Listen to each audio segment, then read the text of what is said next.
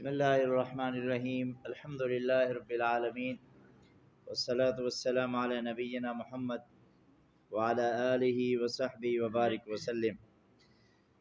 رسول اللہ صلی اللہ تعالی علیہ وسلم نے ارشاد فرمایا کہ ثلاثۃ لا تری اعینہم النار، تین آنکھیں ایسی ہیں، تین آنکھیں خوش قسمت ایسی ہیں جن کو جہنم کی آگ اثر نہیں کرے گی، جہنم کی آگ نہیں اس کو چھوئے گی۔ تین خوش قسمت آنکھیں، سب سے پہلے عین حرست فی سبیل اللہ، وہ آنکھ جو دن کو یا رات کو پہرے کے لیے مقرر ہوتی ہے، سب سوئے ہوئے ہیں اور یہ آنکھ جاگ رہی ہے ان کی حفاظت کے لیے۔ میرے نبی نے بہت بڑی فضیلت بتائی۔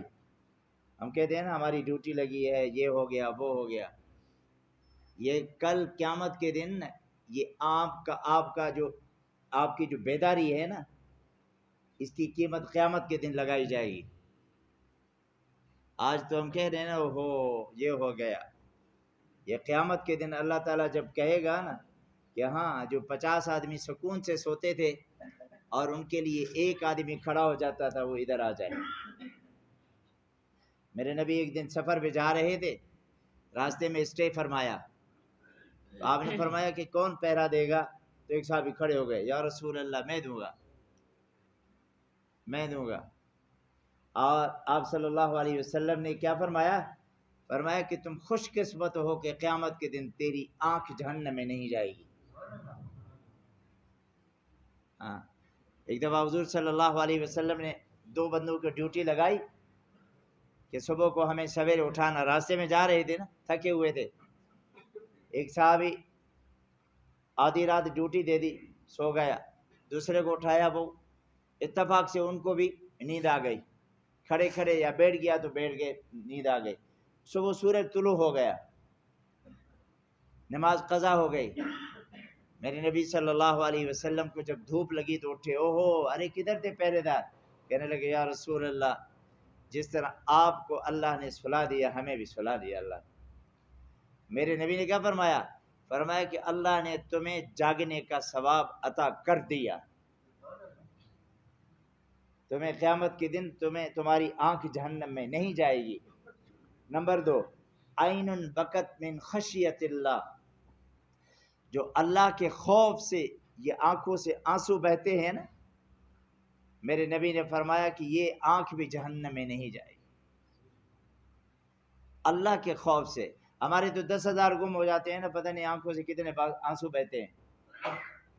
میرے نبی نے فرمایا اللہ کا خوف کہ میں قیامت کے دن اللہ کو اپنے ان گندے اعمال کے ساتھ اللہ کو کیا منہ دکھا دوں گا۔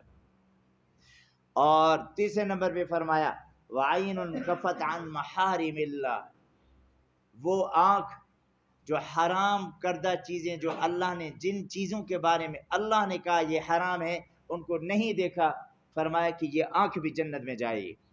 مثال کے طور پر کہہ رہا ہوں، بیگانہ عورت کو، غیر محرم عورت کو نہیں دیکھا، سامنے نظر پڑی فوراً آنکھ نیچے کر دی۔ قرآن نے فرمایا وَقُلْ لِلْمُؤْمِنِينَ يَغُضُّوا مِنْ أَبْصَارِهِمْ وَيَحْفَظُوا فُرُوجَهُمْ ذَلِكَ أَزْكَىٰ لَهُمْ إِنَّ اللَّهَ خَبِيرٌ بِمَا يَصْنَعُونَ۔ یہ تو خوش قسمت لوگ ہیں، اور اللہ نے حکم دے دیا، عورتوں کو بھی حکم دے دیا، کہیں جاتی ہو تو وَقُلْ لِلْمُؤْمِنَاتِ يَغْضُضْنَ مِنْ أَبْصَارِهِنَّ وَيَحْفَظْنَ فُرُوجَهُنَّ وَلَا يُبْدِينَ زِينَتَهُنَّ۔ اللہ نے فرمایا کہ جس طرح مردوں کے لیے حکم ہے کہ عورتوں کو نہ دیکھیں، اسی طرح عورتوں کو بھی حکم ہے کہ مردوں کو نہ دیکھیں، جو بیگانے مرد ہوں، جو غیر محرم مرد ہوں۔ غیر محرم کون ہوتے ہیں؟ آپ کی کزن وہ غیر محرم ہے، کزنیں جتنی بھی ہیں نا وہ بہنیں نہیں ہیں۔ ہم کہتے ہیں بہنیں ہیں، اسلام بہن نہیں کہہ رہا، میں کیسے کہوں؟ عورت بھی کہتے ہیں وہ میرا کزن ہے، بھائی ہے، اسلام کہہ رہا ہے نہیں وہ کزن تمہارا بھائی نہیں ہے۔ اس لیے تو میرے نبی نے فرمایا اگر آپ اپنی آنکھ کو نیچے کرتے ہو فرمایا کہ پھر یہ آنکھ جہنم میں نہیں جائے گی۔ آج ہمارے اندر میں نور قرآن کا کیوں نہیں جاتا؟ کیوں نہیں جاتا؟ یہ ہم آنکھوں کے ذریعے گناہ کرتے ہیں، وہ اندر میں ساری محبت بیٹھ جاتی ہے، وہ گندگی اندر میں آ جاتی ہے، تو پھر اب قرآن کے 10 پارے بھی پڑھیں گے وہ اندر میں نور پیدا نہیں ہوگا۔ یہی مسئلہ ہے نا۔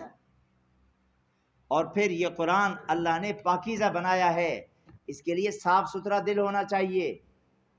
اللہ کا نام جب ہم لیتے ہیں نا تو اللہ کہتے ہیں مجھے اپنے دل میں بٹھا دو، اپنے دل کو تو صاف کرو پہلے۔ آپ اپنے گھر میں کسی مہمان کو لاتے ہو، آپ کے پاس کوئی ایم این اے آ رہا ہے، کوئی وزیر اعظم مثال کے طور پہ آ جائے، کوئی دنیا کا کوئی بڑا آدمی آ جائے، تو آپ پہلے گھر کو صاف کرتے ہیں، خوشبو لگاتے ہیں، یار مہمان آئے گا میرے گھر میں بیٹھے گا۔ ایسے تو نہیں ہو سکتا نا کہ گوبر بھی پڑا ہو، بدبو بھی ہو اور مہمان کو بھی بٹھا دو۔ میرا اللہ کہتے ہیں میرا نام پاک ہے، اپنے دل کو پاک بناؤ پہلے۔ وہ دل کیسے پاک ہوگا؟ گناہوں کو ہم صاف کریں، گناہوں کو صاف کریں۔ گندے کپڑے ہوں نا، ابھی مجھے گندے کپڑے ہوں پہنے ہوں اور بدبو آ رہی ہو اور اسی پہ میں پرفیوم بھی لگا دوں، بڑا بے وقوف ہوں۔ وہ کپڑوں سے جسم سے بدبو آ رہی ہے اور اوپر پرفیوم لگا رہا ہوں۔ پہلے مجھے کپڑے صاف کرنے پڑیں گے، پہلے توبہ کرنا پڑے گی اللہ کے سامنے، استغفر اللہ پڑھنا پڑے گا، پھر اس کے بعد پرفیوم لگاؤ، سبحان اللہ والحمد للہ ولا الہ الا اللہ واللہ اکبر، نمازیں پڑھیں، قرآن کی تلاوت کریں، لا الہ الا اللہ کا ذکر کریں، قلبی ذکر کریں، لسانی ذکر کریں، جو بھی ذکر کریں وہ پھر وہ خوشبو معطر بھی کرے گی، وہ جسم بھی خوشبودار بنے گا۔ ہاں، تو اس لیے یہ تین آنکھوں کا خاص خیال رکھیں۔ میرے نبی نے فرمایا سب سے پہلے جو اللہ کے راستے میں کہیں، یہ بھی اللہ کا راستہ ہے، یہ بھی اللہ کا راستہ ہے۔